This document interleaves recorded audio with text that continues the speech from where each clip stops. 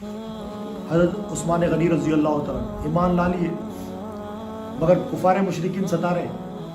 اب لوگ ایمان کے لیے ستائیں گے. اب کون ہے بھائی کفار مشرکین ہمارے پیچھے؟ ہمارے پیچھے جو سب سے بڑا کافر ہے، جو مشرک ہے، جو ہمارے پیچھے لگے ہوا ہے، وہ ہمارا نفس ہے.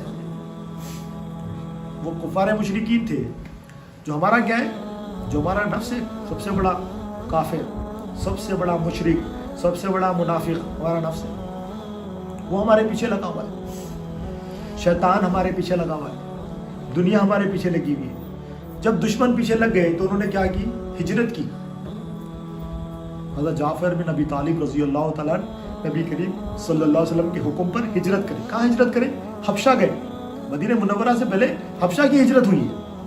حضرت عثمان غنی رضی اللہ تعالیٰ سیدہ رقیہ رضی اللہ تعالیٰ عنہا کے ساتھ ہجرت کرے، حبشہ گئے. تو کیا بات ہے؟ اپنے دین کو بچانے کے لیے جب دشمن تنگ کر رہے ہیں ان سے ہجرت کرنا. ہمارے دین کو جو نقصان پہنچا رہے ہیں ان سے ہجرت کرنا. ہجرت کر کے جب پہنچے تو یہاں پر وہاں پر ہی پہنچ گئے لوگ. برا واقعہ نہیں سمجھنے کے لیے دین ہمارے لیے دین کیا ہے؟ ہم دین دنیا بچانے کے لیے دین سے ہجرت کر دیتے ہیں. ہم کیا کرتے ہیں؟ دنیا بچانے کے لیے دین سے ہجرت کرتے. اور صحابہ کرام کے پاس دین اتنا امپورٹنٹ ہے، دین بچانے کے لیے وہ اپنے شہر مکہ کو چھوڑ کے حبشہ چلے گئے.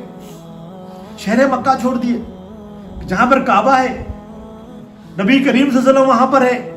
کعبہ ہے، نبی کریم صلی اللہ علیہ وسلم ہے. اور نبی کریم صلی اللہ علیہ وسلم نے کہا اپنے دین کو بچانے کے لیے تم ہجرت کرو. تم کعبے سے دور ہوگے مگر دل تمہارا کعبے کے ساتھ ہوگا. تم مجھ سے دور ہوگے مگر تمہارا دل میرے ساتھ ہوگا. تم ہجرت کرو. اگر ہم کیا کر رہے ہیں؟ ہم دنیا بچانے کے لیے دین سے ہجرت کر. تو ہجرت کیا کرنی ہے؟ جہاں دشمن ہو اب ہجرت کرنا. اب کیسا؟ شیطان سے ہجرت کرنا، نفس سے دور بھاگنا، نفس سے امارہ سے ہجرت کرنا. ہجرت کر کے جائیں گے کہاں؟ ہم کون سی حبشہ میں جائیں گے؟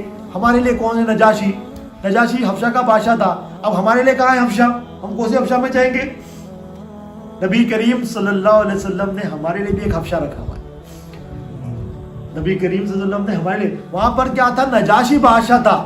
اور یہ جو جگہ نبی کریم صلی اللہ علیہ وسلم نے بتائی ہے ہمارے لیے، وہ ایسی جگہ ہے اور وہاں کا بادشاہ کیا ہے؟ تمام بادشاہوں کا بادشاہ ہے. وہ ہجرت کیا ہے؟ وہ حبشہ ہجرت کیا ہے؟ وہ دین ہے، وہ لا الہ الا اللہ کی ہجرت ہے. وہ لا الہ الا اللہ کے شہر میں آ جانا. وہ حبشہ شہر ہے سمجھنے کے لیے. اور وہ بادشاہ، یہ جو لا الہ الا اللہ کے شہر کا بادشاہ کون ہے؟ بادشاہوں کا بادشاہ ہے. لا الہ الا اللہ، اللہ تعالیٰ ہے وہاں پر. تو وہاں پر جائیں گے تو یہ نفس سے محفوظ ہو جائیں گے، یہ شیطان سے محفوظ ہو جائیں گے، یہ دنیا سے محفوظ ہو جائیں گے. اگر یہ وہاں آئیں گے تو اللہ تعالیٰ ان کو مار کے بھگائیں گے وہاں سے. حبشہ میں گئے لوگ، کافر و مشرکین کے نا ہمارے شہر سے بھاگ کے آ گئے لوگ. جا کے شکایتیں لگائے، بڑے بڑے تحفے لے کے گئے نجاشی کے پاس کہ بھائی ان کو ہمارے حوالے کر دو. حضرت جعفر بن ابی طالب رضی اللہ تعالیٰ عنہ کو مسلمانوں نے اپنا امام بنایا، اپنا امیر بنایا. آپ نے جو نا نجاشی سے بات کی، نجاشی کو بتایا کہ ہم کیسے تھے پہلے. ہم جو ہے نا ایک دوسرے کا قتل کرتے تھے، ہم جو ہے نا بتوں کی پوجا کرتے تھے، ہم جو ہے نا شرک میں مبتلا تھے، ہم اپنی ماؤں کو بیچ دیتے تھے، ہم اپنی بیٹیوں کو دفن کر دیتے تھے. ایمان بھی بتا رہے، عمل بھی بتا رہے. کیا بتا رہے؟ ایمان بھی بتا رہے، عمل بھی. ہمارے اخلاق ایسے تھے کہ ہم اونٹ کو جو ہے نا چلتے ہوئے اونٹ کی اس کی ٹانگ کاٹ لیتے تھے. جانوروں پہ بھی ظلم ہوتا تھا، بچیوں پہ بھی ظلم ہوتا تھا. ہمیں پڑوسی کا حق نہیں تھا، ہم لڑائی جھگڑوں میں تھے، ہمارے اخلاق کچھ نہیں تھے. ہم میں سے ایک نبی آئے، انہوں نے ہمیں اللہ کی عبادت سکھائی، انہوں نے ہمیں حقوق بتایا، انہوں نے ہمیں ایمان بتایا اور عمل بتایا. تو نجاشی نے کہا دلیل، تو دلیل آپ نے سورہ مریم کی تلاوت فرمائی. وقت پہ جو جواب ہے وہ جواب دینا. پورا قرآن تھا، جتنا بھی قرآن نازل ہو قرآن وہاں پر تھا، مگر آپ نے وقت پہ کیا پڑھا؟ جو وقت کی ضرورت تھی، سورہ مریم کی تلاوت. کیونکہ نجاشی عیسائی بادشاہ تھا. سورہ مریم کی جب آپ نے تلاوت کی تو جب سورہ مریم شروع ہوا، نجاشی کی آنکھوں سے آنسو جاری، کیونکہ وہ بھی جو ہے نا اہل کتاب تھا، جانتا تھا کتاب کے بارے میں، علم کو جانتا تھا. تو جب سورہ مریم کی جب تلاوت ہو رہی ہے، آنکھوں سے آنسو جاری ہے.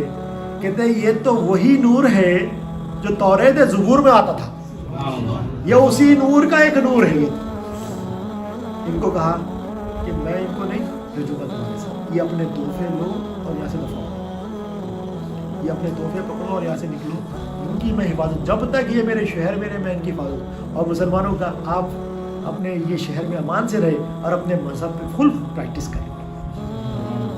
बात क्या है, ये दीन था, उसकी हिफाजत के लिए हिजरत हुई। हम कौन सी हिजरत करना है? हमें हिजरत, हमारे भी दुश्मन है, नफ्स है, शैतान है। हम नफ्स में कैसा काबू पाएंगे? तफसीर नईमी में आता है, एक लोहा है, ठंडा है, उस पर हथौड़ा मार रहे हैं। ठंडे लोहे पर हथौड़ा मारना बेकार है। ठंडा लोहा है, ये नफ्स क्या है? नफ्स हमारा लोहा, ठंडा लोहा है। अब इस पे कितने भी हथौड़े मान लो, तो कितना भी बोलो सुनने नहीं आता तुम। हाँ ठीक है, अरे ये बातें तो मालूम थी हमारे को, तुम क्या नई बातें बता रहे हैं? तुम बोलता उसको असर ही नहीं होता, वो बोलता सो मालूम है को, तो सो मालूम है तो फिर तेरे अंदर वो ईमान क्यों नहीं है भाई? तो कुछ सो मालूम है तो तेरे अंदर वो आना ना, जैसा ईमान साहबा का हमने अभी सुना वाकई, तो तेरे अंदर तो वो है ही नहीं। तो दुनिया की तरफ, जैसा दुनिया की तरफ कुत्ता हड्डी की तरफ दौड़ता, तू दुनिया की तरफ दौड़ता। फिर तेरे को सब मालूम है तो तुम कुत्ते की तरह क्यों बने हुआ भाई? दुनिया की तरफ देखते ही दौड़ता क्यों उसकी तरफ? तो दुनिया की तरफ दौड़ने वाला है, तो गलाजत की तरफ दौड़ने वाला है। खिंजीर क्या करता?